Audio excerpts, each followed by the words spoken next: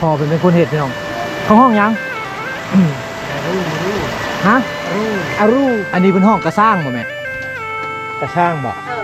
กระช่าง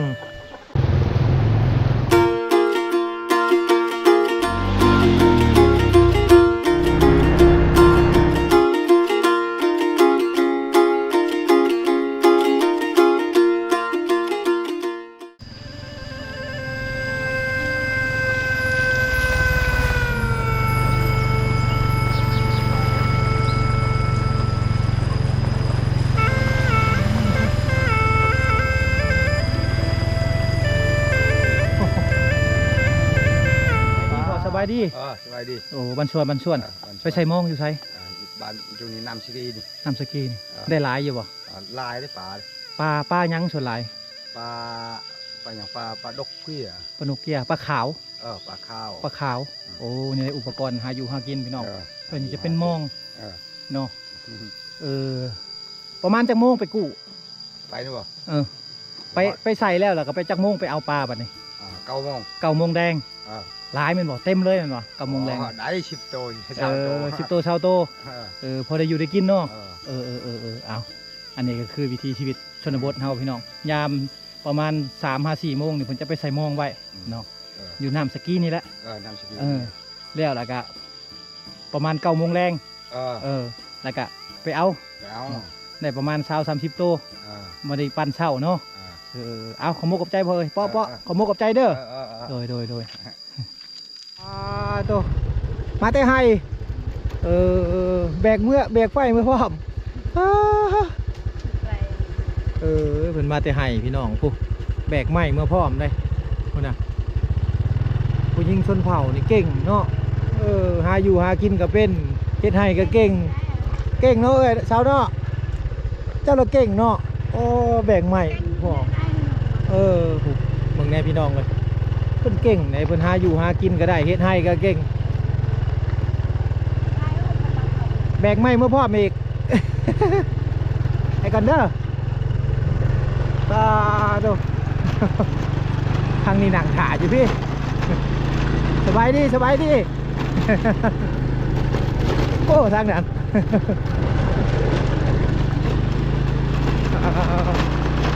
เอาพี่น้องเลยเอาเมื่อนี้เบาโนดจะไปนอนอยู่ที่บ้านหมู่เบาโนดเนาะก็คือเบาใจพี่น้องเบาใจอยู่ในชนเผ่าบรูนอน1 คืนเนาะสบายดีโอ้เมื่อเฮือนหรือเปล่าบัดนี้แล้วให้ยังซักให้แล้วชักยังแต่ทางหญ้าทางหญ้าให้บัดนี้ใกล้บ่ให้นะเยิงเนาะเฮือนน่ะอยู่ละโก้นี่บ่โอ้ย่างเมื่อเอาไปก่อนเลยเพิ่นมากับเมียเพิ่นเนาะเบาโนดก็อยากชวนเพิ่นเมื่อนำเพิ่นที่ย่างเมื่อพี่น้องเพราะว่าเพิ่นมากับเมียเพิ่นเด้แต่ว่าที่ขี่รถจากเมื่อป้าเมียก็บ่ได้เนาะเอาEPนี่แมนเบาโนดจะไปนอนอยู่ที่บ้านชนเผ่าบรูพี่น้อง1 คืนเนาะอาจจะเป็นอะไรกันติดตามรับชมไปทำกันพี่น้องไปมันก็เป็นตาญาติคือแบบพี่น้องเบิ้งเนาะก็เป็นตาญาติเลยคนชนเผ่าเฮาจิตใจดีตอนหักคนภายนอกเสมอพี่น้องเลยแต่ว่าเฮาไปดีเขาก็ดีนำเลยเนาะเดี๋ยวติดตามรับชมไปทำกัน นี่แหละเส้นทางที่จะเข้าไปกะเป็นเส้นทางที่ว่าขุกขักแน่พี่น้องเนาะเป็นเส้นทางดินแดงแบบนี้แหละ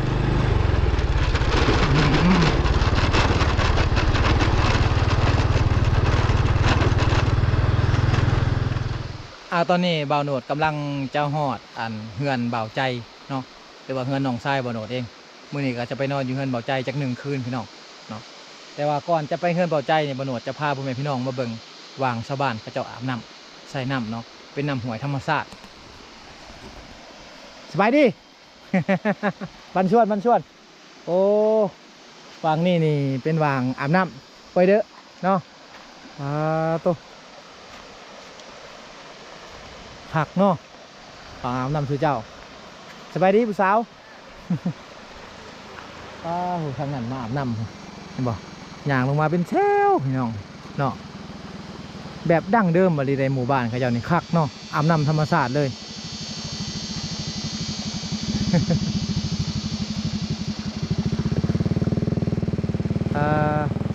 ไปเด้อบ่อาบน้ำมาไปเด้อพูนแรงๆคำๆมาวางอาบน้ำเขาเจ้าคือน้ำนี่อาบอยู่ไสอาบอยู่นี่เลยโอ้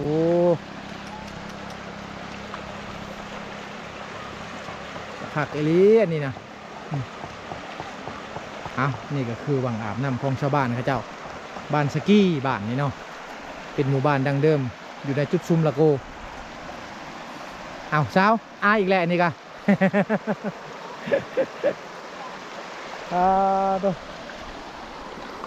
มาอาบน้ำเนาะวางอาบน้ำวางใช้น้ำอยู่นี่คักเนาะเจ้าตัว มาอาบน้ำบ่แม่ไปเด้ออาบน้ำเลย เป็นแหล่งน้ำธรรมชาติพี่น้องเลยไหลตลอดปีเลย เอาจังหน่อยเพิ่นจะอาบน้ำเพิ่นจะเปื่อยได้บ่โนดอัดบ่ได้ถ่ายให้พี่น้องได้เบิ่งเนาะตัวนี้เป็นน้ำธรรมชาตินี่อาบน้ำก็ได้ทูแขวก็อยู่นี่ใส่น้ำอยู่นี่พี่น้องตักน้ำไปใส่อยู่เพื่อนก็อยู่นี่เนาะ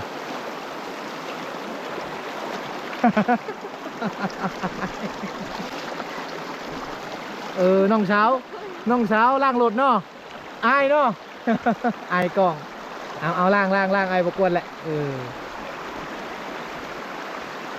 เป็นแหล่งน้ำธรรมชาติน้ำนี่น้ำยังแม่เข้าห้องน้ำยังน้ำตึกไหลมาแต่เวียดบ่น้ำนี่ไหลมาแต่เวียดนามพี่น้องเลยนี่คือแม่น้ำตึกเนาะช่วงเดือน6น้ำท่วมบ่วังนี้น้ำหลายบ่ท่วมพุ่งป้าพี่น้องช่วงเดือน6นี่น้ำจะขึ้นพุ่นวางบ่โนจอดรถผู้ใดเนาะผู้และท่วมอยู่เทิงพุ่นไปบ่ได้มาบ่ได้แล้วเนาะอยู่นี่แหละไปบ่ได้มาบ่ได้แต่ว่าเป็นแหล่งน้ำธรรมชาติที่ว่าชาวบ้านเพิ่นใช้อยู่นี่เนาะน้ำตึกยังบ่แล้วอยู่บ่เนี่ย เอาไอ้กำลังเชาหลดลงมาล่างน้ำ เอาหยอกน้องเพิ่นพี่น้องเนาะน้ำเป็นน้ำบ่เลิกผักเนาะเป็นแหล่งน้ำธรรมชาติอะไรเลยพี่น้องพุ่นจุดอาบน้ำนี่คืออยู่พุ่นก็มีพี่น้องพุ่นมีเนาะอาบอยู่นี่ก็ได้อาบทำไม จะบอกกล้าอาบจะน้อยบนหนุนก็ไปแหละพี่น้องเพราะว่าจะน้อยผู้หญิงเขานุ่งสิ้นอาบน้ำเขาบางคนเขาเปื่อยได้ผู้เฒ่าเขาจะเปื่อยโตได้เนาะอยู่บางนี่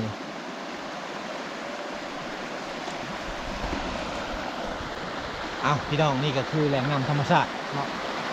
ดูที่บ้านหมู่บ้านเขตนี่เขาจะใส่น้ำนี่เป็นแม่น้ำลักพี่น้องเนาะแต่ก่อนนี่ยังบ่มีน้ำลิ้นเนี่ยเขาจะใส่น้ำตรงนี้แหละเนาะที่ว่าอาบน้ำตักน้ำไปดื่มพี่น้องแต่งอยู่ครัวกินต่างๆแม่น้ำจากแม่น้ำนี่มดน้ำตึกมาไหมเนาะเอากำลังมืดค่ำพี่น้องเลยเดี๋ยวบโนจะไปหาน้องชายอยู่ที่จุดซุมละโกก่อนเนาะจะนอนมันสิค่ำเดินทางมันสิยากสบายดีน้องชายสบายดีเบาใจพี่น้องเนาะ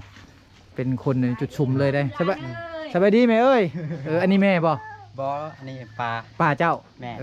ป้าเบาใจเอาอันนั้นน้ำเนาะเอาหลานน้ำเนาะก้อนเนาะอันยังก็ห้องเจ้าบ่เจ้าเนาะมานอนอยู่เฮือนเพิ่นคืนนึงพี่น้องเนาะโมเมนต์ว่านอนน้ำได้มานอนเป็นหมู่คู่ ล้างได้เงินเป็นเฮือนแบบทรงดังเดิมมาดิท่านนี่เป็นครั้งที่2ที่ว่าบ่โหนนมาเนาะมานอนนะพี่น้องแต่ว่าครั้งทับอิดบ่โหนนนอนอยู่พุ่นครั้งนี้บ่โหนนมานอนอยู่เฮือนเบาใจเลยอันนี้บ่เฮือนเจ้าแม่อันนั้นก็ไม่อันนั้นเฮือนอ้ายบ่เฮือนเพิ่นไปใช้เลยเพิ่นไปเลี้ยงควายยังบ่ทันมาแม่มาชวนไหมเอ้ยอันนี้คือแม่เบาใจพี่น้องเนาะ แม่บ่ใจเพิ่นอายุจักปีแหละบ่จื้อเนาะบ่จื้อได้ลูกจักคนไอ้น้องเจ้าเข้าใจ 8 คน 8 คน แม่น ผู้ชายจักคน ผู้ชาย ผู้ชาย4หญิง 4ยิง 4สั่งครอบครัวมาแล้ว 4ยังน้องก็ยัง4คน ยัง4คนยังบ่ได้สั่งครอบครัว 3 คนสร้างแล้ว 3 คนสั่งแล้วเอาพี่น้องนี่คือเฮือนเบาใจเพิ่นได้เนาะมื้อแรงนี่แหละบ่โนดสิมาขอนอนนำเพิ่นได้จักคืนหนึงเดี๋ยวบ่โนดขอถ่ายเด้อ โดย ถ่ายทางเทิงก่อนแป๊บหนึงตอนนั้นย่างรอบ้านเนาะตอนนี้บ่โนดเดี๋ยวมื้อนี้นี่บ่โนดจะมานอนอยู่เฮือนเบาใจ1คืนอันนี้น้องชายบ่น้องชายล่ะจักปีแล้วนี่ อายุจักปีแล้วได้บ่15 ประมาณ15 ปีหน้าคือกันเลยเนาะ3-4ไอ้น้องคือกันหมาเลยหน้าตาดีพี่น้องเลยอ่ะนี่ก็คือเฮือนเบาใจมือแรงนี่บ่โนดสิมานอนอยู่นี่แหละเนาะอันนี้คือแม่เบาใจแม่ซื้อหยังก่อเบาใจไปแล้ว แม่เพิ่นนี่บ่ได้ภาษาลาวบ่ฮู้ภาษาลาวนะแม่เนาะบ่ฮู้ภาษาลาวเฮ็ดเนาะอันนี้นี่ จอมดอกสิ อันนี้ไม่ยังล่ะ เฮ็ด กี่แล้วบ่ฮู้ บูฮู้คือกัน บ่ฮู้แยะ บูฮู้เว้าเนาะแง่คือเว้าเอานี่ได้เพิ่นขอเพิ่นครัวเพิ่นพี่น้องเลยเนาะวางแต่งอยู่แต่งกินเพิ่นนี่หนึ่งข้าวดังไฟอยู่นี่ตัวนี้ด้วยสไลด์เห็นบ่โดยสไลด์คือเขาให้นี่แหละเห็นบ่คือบ่โนดเว้านี่ชัวาเข่ามันแห้งเข่ามันเปียกเพิ่นเอามาตากแห้งไว้นี่สิเฮ็ดเป็นอันแบบสีไว้พี่น้องเนาะตากแห้งไว้กำลังแต่งอยู่ครัวกินกำลังนึ่งข้าวโตส่วนหลายเฮาจะเห็นอันในเรือนครัวของคนในชนเผ่านี่เพิ่นจะมีอุปกรณ์หาอยู่หากินเนาะอันนี้เป็นห้องกระช่างบ่แม่กระช่างบ่อาช่างเนาะอันนี้อะตื้อคือดอก อาตื้อ อะตื้อ อาช่างเนาะเดียวกันเนาะเอาหลายอย่างภาษาชนเผ่าที่บ่โนดยังบ่ฮู้พี่น้อง จ้างอะไร คักเนาะเป็นเฮือนครัวแบบดังเดิมอลีอลอพี่น้องเนาะมื้อนี้ก็บ่โนดมาขอนอนนำเฮือนบ่ใจ1คืนเนาะบ่ใจเพิ่นไปเฮียนอยู่ในโรงเรียนชนเผ่าก็เลยว่าลึงกันเนาะลึงกันเพิ่นไปเฮียนอีกจักปี2ปีมันก็จบแล้วพี่น้องกลับมาเฮ็ดเวียกอยู่บ้านอยู่ช่องแล้วบัดนี้มาสอนอยู่เฮือนอยู่ซ่านทำไมเนาะแม่ตารางคือบ่เข้าใจบ่ฮู้เนาะตารางนี่คือบ่ฮู้ภาษาลาวอันนั้นฮู้บ่นั่นก็อันนั้นก็บ่ฮู้ บ่ฮู้มันนักเรียนเด้ หากะเฮียนนักเรียนเวียดตะแก นักเฮียนเวียดหากภาษาเวียดนี่ฮู้ไหมเนาะเข้าใจเนาะภาษาเวียดเนาะ เวียดน่ะบ่ฮู้ บ่ฮู้คือกันหากเด็กน้อยน่ะจะฮู้เนาะเอาสบายดีเฮ็ดหยังนี่ นี่เพื่อนนี่ โอ้อัน เพื่อน เฮ็ดพาเฮือนสีสันกระแตะโอ้ไม่หยังอันนี้ไม่เหี้ยไม่พัง ไม่พาง ไม่พังโอ้ลายเนาะทางนี้เนาะไม่พังเนาะ ไล่ภู อยู่ผู้บืดเนาะพี่น้องนี่ก็คือการเฮ็ดเฮือนของชนเผ่าเฮาได้เพิ่นจะเฮ็ดพาเฮือนก่อนสิเฮ็ดพาเฮือนได้นี่เพิ่นจะเอาไม้พางไม้เหี้ยนี่มาผ่าซะก่อนมาตีให้มันเป็นแผ่นซะก่อนเนาะนี่ก็คือขั้นตอนทับอิฐเนาะขั้นตอนที่2ที่3ก็คือการผ่าแล้วก็ไปตากแดดมันแห้งแล้วกระสานมันกระแตะพี่น้องเอ้ยเนาะเอาเดี๋ยวบ่โนจะพาพ่อแม่พี่น้องไปเบิ่งอันโตที่ว่าเพิ่นอันนั้นเพิ่นเฮ็ดแล้วพี่น้องนี่ตัวนี้จะเป็นไม้ที่ว่าอันนั้นที่ว่าเพิ่นผ่าแล้วเนาะนี่จะเป็นแบบสี่พี่น้องหลังจากที่ว่าเพิ่นผ่าแล้วเพิ่นจะมาตากแดดไว้เนาะตากแดดไว้มันแห้งหรือว่าให้มันแบ่ออกก่อนเนาะพี่น้องแล้วเพิ่นจะสานให้เป็นพากระแตะนี่เนาะเบาใจเนาะแมนมื้อนี้เบาใจก็เป็นไกด์นำเที่ยวอยู่บ้านเพิ่นตัวคักพี่น้องอยู่ตรงนี้บ่ได้เสียเงินได้เพราะว่าไม้นี่มันจะมีหลายอยู่ในหัวภู เอามาเฮ็ดยังก็ได้พี่น้องไม้เหี้ยไม้พางนี่เนาะอยู่ทางใต้เฮานี่ต้องการหลายเนาะเป็นเงินเป็นคำเบิดเลยถ้าส่งไปขายเป็นอันสินค้าหัตถกรรมของลาวเฮานี่ได้เรื่องพี่น้องไม้อันนี้พี่น้อง อยู่ในเมืองเฮานี่ไม้กระแตะที่บนศาลนี่แตะ1 80,000เป็นแตะน้อยๆอย่างไรแตะบ่ใหญ่เลย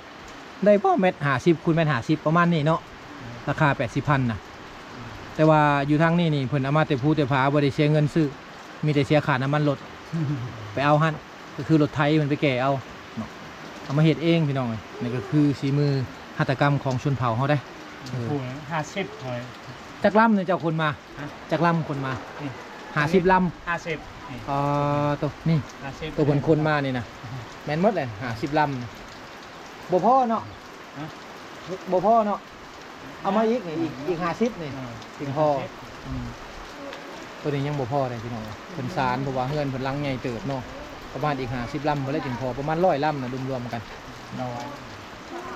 นี่50ครับทางนี้บ่ได้เสียเงินซื้อแต่ค่าน้ำมันอย่างเดียวนี่เห็นบ่เป็นวิถีชีวิตชนเผ่าเฮาคือว่าคนเขตชนบทเฮาเพิ่นนำใส่มาแต่รุ่นพ่อรุ่นแม่พุ่นแหละตัวนี้นะคักพี่น้องพี่น้องเอ้ยรถไถที่ว่าเพิ่นใช้ในเป็นยานพาหนะในการไปไห้ไปสวนเนาะในการขนเข้าพี่น้องเพิ่นจะใช้รถไถแบบซี่รถไถนี่จะเป็นรถไถของไทยเลยเนาะคูโบตาเห็นบ่กาคูโบตาแต่ว่าเป็นจักรรุ่นเก่าที่ว่าคนลาวเฮายังใช้หลายพี่น้องเนาะอยู่ในเขตชนบทบางเขตนี่เพิ่นจะใช้รถไถซิ่งแต่ว่าอยู่ในเขตนี้เพิ่นจะใช้รถไถธรรมดาเนาะรถไถซิ่งก็คือขับเคลื่อน4ล้อเข้าไว้ขึ้นภูพี่น้องเอ้ยเนาะแก่มันต่างๆแก่เข้าเนาะเวลาขึ้นภูนะแต่ว่ารถไถทางบ้านนี่เพิ่นจะใช้ส่วนหลายก็คือรถไถธรรมดาเนาะที่มีประมาณ3เลขรถไถที่กับรถไถมาแต่ไทยหมดพี่น้องเนาะของคนไทยหมดเนาะบรรดาชนเผ่าเฮาหรือว่าคนลาวเฮาต่างๆนี่เพิ่นก็ใช้เป็นยานพาหนะเนาะในการขนเข้าเฮ็ดไร่เฮ็ดสวนพี่น้องเนาะไถนาต่างๆแม่นชนเผ่าเพิ่นก็ได้นำใช้คือกับลาวลุ่มเฮาคือกันเนาะตัวนี้อยู่กล้องตารางเฮือนเพิ่นนี่เนาะเฮาจะเห็นตัวนี้อันนี้เขาห้องง่ายอันนี้ไม่ยังภาษาชื่อเจ้าพอเป็นคนเห็ดพอเป็นคนเห็ดพี่น้องเขาห้องยังฮะอารูอารูแม่นห้องคือกันมาเลยบ่อันนั้นห้องคือกันมาเลยบ่อันนั้นกะอารูคือกันโอ้อันนี้จะเป็นกับดักเอาไว้ใส่ปลาพี่น้องเนาะกับดักเอาไว้ใส่ปลาเห็นบ่เวลาปลาเข้าไปแล้วมันสิออกบ่ได้มันฟองเบื้องเลยได้อันนี้ก็คือเครื่องหัตถกรรมของชนเผ่าเฮาเนาะนะครับเห็นบ่เห็นเป็น2เบื้องเลยพี่น้องอันนี้เพิ่นจะเอาไปใส่ในไหนาไว้ในคันนาหรือว่าไว้วางน้ำเนาะเอาเหงื่อใส่ข้างในแล้วก็เวลาปลามันเข้าไปมันสิออกมาบ่ได้ก็ย้อนว่าข้างในมันสิเป็นแหลมๆพี่น้องเนาะมันเสียบปลามันตักปลามันเฮ็ดให้ปลาออกบ่ได้เป็นห้องอารูภาษาชนเผ่าเพิ่นจะห้องว่าอารูพี่น้องตัวนี้ก็คือกันอันเดียวกันตัวนี้ก็เนาะเลยเห็นบ่อยากมืดๆหน่อยเนาะเวลามันไถเอาปลามันไถเอาอยู่นี่ตัวนี้เป็นประตูที่ว่ามันไถเอาปลาเนาะวางไถเอาปลาเพิ่นวางปลาเข่านี่จะแบบนี้เอารูนี่จะมี2แบบเนาะแบบ2ทางเข่ากับ1ทางเข่าพี่น้องเนาะ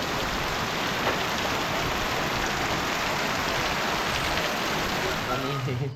บ่โนดมาเงินเบาใจเนาะแต่ว่าเพิ่นยกพระเขามาในพี่น้องเลยมาตอนหับอย่างดีเลยเนาะมาเงินเพิ่นครั้งที่2ครั้งที่บ่โนดมากกับช่วงอันเขากินกุดจีนกุดเวียดพี่น้องกันนะมากับเพิ่นก็ต้อนรับอย่างดีอีกเนาะบ่ได้ลึ่งกันเด้มาตอนนั้นเนาะบ่ได้ลึ่งกันเลยแบบมาแล้วก็หักแพงกันพี่น้องเนาะ3พี่น้องกันผู้นึงมื้อนี้เพิ่นต้มไก่สุกินพี่น้องเลยนี่เนาะอาหาร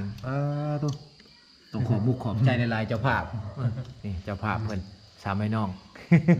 ขอมุกขอบใจหลายเด้อมาก็ต้มไก่สุกินโลดถ้าบิดน่ะบ่โนดว่าจะไปกินอยู่เฮือนครัวพุ่นเนาะบ่คิดว่าเพิ่นจะย่อมาพี่น้องกูเกรงใจเพิ่นเลยเนาะอ้าวมาทุกคนมากินข้าวนำกันต้มไก่ลาดได้พี่น้องตัวนี้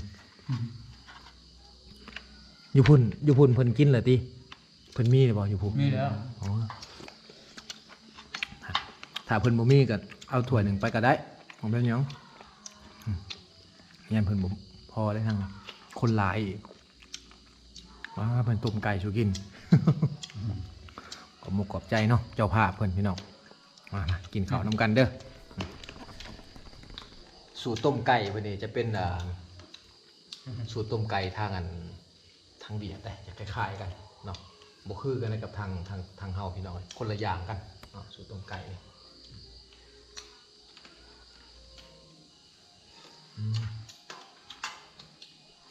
ติบเข่าครับตัวนี้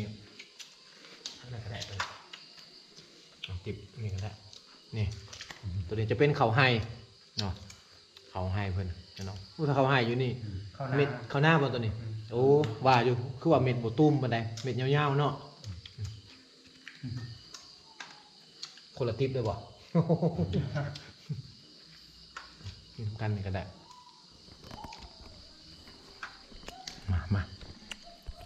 มากินข้าวกินน้ำเป็นข้างน้ำอิดที่ว่าเบาโหนดได้มานอนอยู่เงินบ่ใจแล้วข้างทำต้นก้อนนั่นเบาโหนดไปนอนอยู่พูนพี่น้องคนกับพี่น้องไอชีหอมเนาะพอชีหอมเพิ่นข้างนี่มาคนเดียวแต่มานอนอยู่เงินบ่ใจเฮือนหลังใหม่อีกได้ เพิ่นตอนหับอย่างดีเลยแหละเป็นเฮือนหลังใหม่แซ่บๆพี่น้องรสชาติก็แตกต่างกับบ้านเฮาแตกต่างกับยุลุมนะ จริงเนี่ย มาเฉยเดียวมาหาอีกก็ต้มไก่อยู่กินอีกเนาะมาสุดนั้นจักหมูจักซีนโอ้จักตับเนาะซอยอยู่กินตอนน่ะจนเมาหนึ่งพี่น้องมาตอนนั้น มาสุดนี้ต้มไก่ลาด